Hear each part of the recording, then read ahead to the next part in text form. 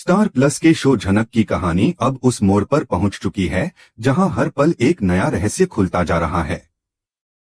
Episode की शुरुआत में ही माहौल रोमांच से भर जाता है जब खबर फैलती है कि झनक की मौत की कहानी झूठी थी और उसके पीछे एक ऐसा सच छिपा है जिसने सबके होश उड़ा दिए। अब यह खुलासा कोई और नहीं बल्कि जेठू करने वाले हैं, जिनकी चुप्पी अब तक सबसे बड़ा सवाल थी। जैसे ही यह बात सामने आती है कि झनक जिंदा है, पूरी कहानी नई दिशा में मुड़ जाती है। अर्शी, जो हमेशा खुद को हालात से मजबूत मानती आई थी, जब यह सुनती है तो उसके पैरों तले जमीन खिसक जाती है। उसके लिए यह बात किसी आघात से कम नहीं थी कि जिसे वह खो चुकी समझ बैठी थी, वह अब भी इस दुनिया में है। जेठू का चेहरा गंभीर हो जाता है। वह अर्शी को बताता है कि असली झनक को किसी और ने नहीं बल्कि उसी ने गायब करवाया था और इस राज को उसने इतने सालों तक अपने दिल में दफन रखा था। जेठू के इन शब्दों से अर्शी की आंखें चौड़ी रह जाती हैं। वह सोच भी नहीं सकती थी कि उसके अपने ही परिवार में ऐसा कोई व्यक्ति होगा जो इतने बड़े छल में शामिल हो सकता है। जेठू यह सब बताते हुए टूट जाता है। वह कहता है कि उसके पास कोई और रास्ता नहीं था, कुछ मजबूरियां थीं, लेकिन अब उसे समझ आ गया है कि उसने जो किया वह किसी भी सूरत में सही नहीं था। अर्शी के दिमाग में पुरानी बातें घूमने लगती हैं। उसे याद आता है कि कैसे उसके जीवन में भी इतिहास ने यही खेल खेला था। वह बुदबुदाती है कि इतिहास फिर से खुद को दोहरा रहा है। कभी अनिरुद्ध उसे छोड़कर झनक के पास गया था और आज वही कहानी उसकी बेटी अदिति के साथ दोहराई जा रही है। ऋषि भी अदिति को छोड़कर उसी रास्ते पर निकल पड़ा है, उसी गांव की ओर जहां झनक रहती है। यह सोचकर अर्शी का दिल कांप उठता है। उसे लगता है कि जो पीड़ा उसने झेली थी, अब उसकी बेटी वही सब झेलने वाली है। दूसरी तरफ ऋषि का झनक के गांव जाना अर्शी के मन में तूफान खड़ा कर देता है। वह खुद से सवाल करती है कि क्या झनक का लौटना सब कुछ फिर से उलट पुलट कर देगा? क्या ऋषि का फैसला अदिति की जिंदगी में वही अंधेरा ले आएगा जो सालों पहले उसकी जिंदगी में आया था? अर्शी की बेचैनी बढ़ती जाती है। वह हर पल यही सोचती रहती है कि अगर झनक जिंदा है तो क्या यह सब कुछ दोबारा वहीं से शुरू होने वाला है जहां से खत्म हुआ था। उधर बॉस परिवार में भी हालात तनावपूर्ण हैं। हर कोई किसी अनजाने डर में जी रहा है। जिन रिश्तों पर एक समय गर्व किया जाता था, अब वही रिश्ते बोझ बन चुके हैं। झनक के लौटने की खबर ने सबको भीतर तक हिला दिया है। कोई नहीं जानता कि आने वाले पल में कौन सा सच सामने आएगा। जिन लोगों ने झनक को बेइज्जत किया, वही अब उसकी वापसी की चर्चा कर रहे हैं। यह वही लोग हैं जिन्होंने ताने मार मार कर उसे गांव छोड़ने पर मजबूर किया था और अब वही उसके नाम पर सहानुभूति दिखा रहे हैं। दृश्य बदलता है और कैमरा अर्शी पर आता है, जो अपने कमरे में अकेली बैठी है। उसकी आंखों से आंसू बहते हैं और वह सोचती है कि इतिहास ने मेरे साथ जो किया वही मेरी बेटी के साथ क्यों कर रहा है। वह अपने दिल में एक डर छुपाए हुए है, डर इस बात का कि कहीं अदिति की किस्मत भी उसकी तरह न बन जाए। लेकिन इस डर के बीच एक हल्की उम्मीद की किरण भी है। फिर दृश्य अस्पताल की ओर मुड़ता है, जहां अदिति बिस्तर पर बेहोश पड़ी है। कमरे में सन्नाटा पसरा है। अर्शी, ऋषि और अनिरुद्ध की परछाइयां वहां खड़ी हैं, लेकिन सबके चेहरों पर तनाव और बेचैनी साफ झलकती है। अनिरुद्ध की आंखों में वह बेबसी है जो कभी नहीं देखी गई थी। उसके पास सब कुछ है, पैसा, नाम, रुतबा, लेकिन वह अपनी बेटी की धड़कन को बचा नहीं पा रहा। डॉक्टर बार बार उसकी नब्ज चेक करते हैं और अर्शी हर पल भगवान से प्रार्थना करती है। उसी क्षण जैसे किसी चमत्कार की तरह अदिति की उंगलियां हल्की हल्की हिलने लगती हैं। उसकी पलकों में कंपन आता है और धीरे धीरे वह अपनी आंखें खोलती है। कमरे में जैसे बिजली दौड़ जाती है। सबकी आंखों में एक साथ चमक और राहत की लहर दौड़ पड़ती है। अदिति अदिति होश में आ गई। किसी की आवाज हवा को चीरती हुई कमरे में गूंज उठती है। डॉक्टर तुरंत आगे बढ़ता है। उसकी आंखों में राहत की झलक है, लेकिन चेहरे पर अभी भी एक सावधानी है। वह धीमी आवाज में कहता है, आपकी बेटी अब खतरे से बाहर है। यह सुनते ही अर्शी की आंखों से आंसू झरझर गिरने लगते हैं। वह अदिति के माथे पर हाथ रखती है और उसके दिल में पहली बार वर्षों बाद सुकून की लहर दौड़ती है। ऋषि भी पीछे खड़ा है, उसके चेहरे पर मिश्रित भाव हैं, राहत, अपराधबोध और उलझन।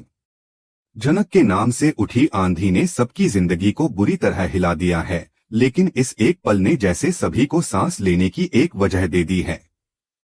उधर जेठू अपने घर के कोने में बैठा सोच रहा है कि क्या अब समय आ गया है सब कुछ खुलकर कह देने का। उसने जो सच इतने सालों से छिपाया, क्या अब वो उजागर होने पर सबको तोड़ देगा।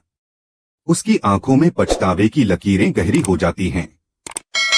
वह जानता है कि झनक की झूठी मौत का राज अब किसी भी कीमत पर नहीं छिपेगा। कहानी के इस मोड़ पर दर्शक भी दंग रह जाते हैं, क्योंकि अब झनक की वापसी सिर्फ एक खबर नहीं बल्कि पूरे शो की दिशा बदल देने वाला तूफान बन चुकी है। आगे क्या होगा? क्या झनक सबके सामने आएगी? क्या ऋषि का झुकाव उसकी ओर लौटेगा? और क्या अर्शी अपनी बेटी अदिति को उसी दर्द से बचा पाएगी जिससे वह खुद सालों पहले गुजरी थी? यह सब अब आने वाले एपिसोड्स में तय करेगा झनक का असली रूप और उस झूठ का अंजाम जिसने सब कुछ उलझा दिया है। अस्पताल के गलियारे में जब डॉक्टर बाहर आते हैं तो सबकी निगाहें उसी पर टिक जाती हैं। चेहरों पर बेचैनी, आंखों में उम्मीद और दिलों में डर का सैलाब उमड़ रहा था।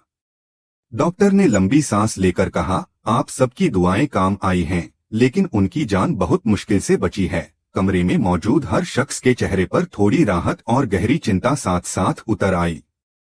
फिर डॉक्टर का अगला वाक्य पूरी कहानी का रुख बदल देता है। अगर सही वक्त पर सही इंसान की मदद नहीं मिली होती, अगर ब्लड ट्रांसफ्यूजन समय पर नहीं हुआ होता, तो शायद आज अदिति हमारे बीच नहीं होती। यह सुनते ही पूरे बोस परिवार पर सन्नाटा छा गया। सब एक दूसरे को देखने लगे, जैसे किसी ने उनके पैरों के नीचे से जमीन खींच ली हो। अनिरुद्ध के चेहरे पर सवाल तैर रहे थे, अर्शी का चेहरा गुस्से से तमतमा गया था। हर किसी के मन में एक ही सवाल घूमने लगा, आखिर वो इंसान कौन था जिसने अदिति की जान बचाई? डॉक्टर ने थोड़ी देर की खामोशी के बाद एक शांत आवाज में कहा, जिसने अपना खून देकर अदिति की जान बचाई, उसका नाम है झनक। पूरे कमरे में जैसे भूकंप आ गया। सबके मुंह खुले के खुले रह गए। वही झनक जिसे उन्होंने कभी घर से निकाल दिया था, जिस पर झूठे इल्जाम लगाए थे, आज वही उनकी बहू की जिंदगी का सबसे बड़ा कारण बन गई थी। कुछ पल के लिए किसी के पास शब्द नहीं थे। ऋषि की आंखों में एक साथ गर्व और अपराधबोध दोनों झलकने लगे। उसकी सांसें तेज हो रही थीं, मानो वह उस क्षण को रोक लेना चाहता हो ताकि कोई फिर से झनक पर सवाल ना उठाए। लेकिन घर लौटते ही माहौल फिर बदल गया। ऋषि की मां झनक को देखकर भड़क उठी। उन्होंने कहा, झनक, मैं तुम्हारे सामने हाथ जोड़कर कहती हूँ, हमारे परिवार से दूर चली जाओ। तुम्हारी वजह से ऋषि और अदिति के रिश्ते में दरार आ चुकी है। हम नहीं चाहते कि यह रिश्ता अब टूटे। झनक चुप खड़ी थी, उसकी आंखों में कोई शिकायत नहीं थी।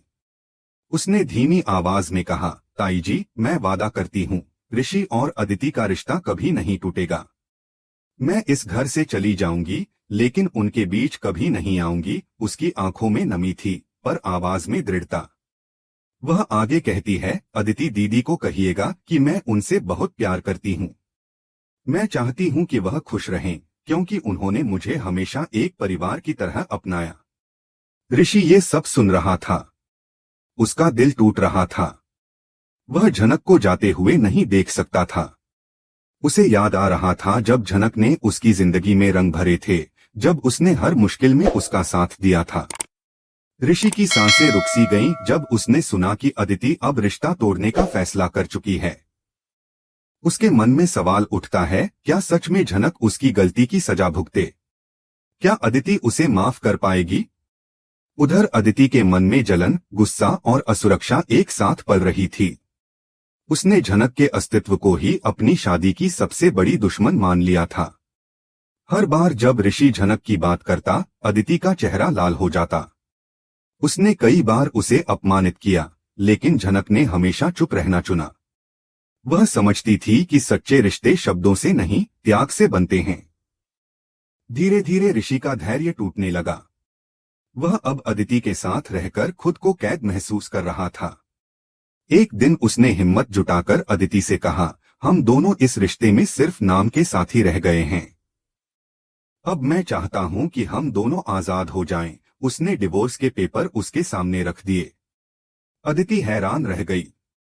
उसकी आंखों से आंसू गिर पड़े, लेकिन इस बार ऋषि के चेहरे पर कोई डर नहीं था।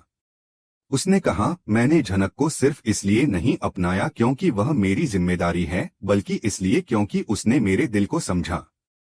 मेरे पिता की आखिरी इच्छा थी कि मैं उसके सपनों को पूरा करूं, और अब मैं वही कर रहा हूं।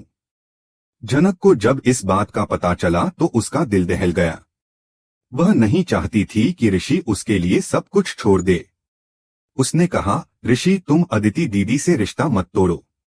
यह पाप होगा।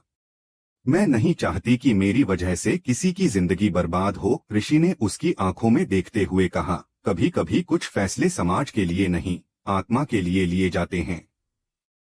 मैं तुम्हारे बिना नहीं रह सकता, झनक। इसके बाद एक बेहद भावनात्मक दृश्य आता है जब ऋषि झनक के लिए सिंदूर लाता है।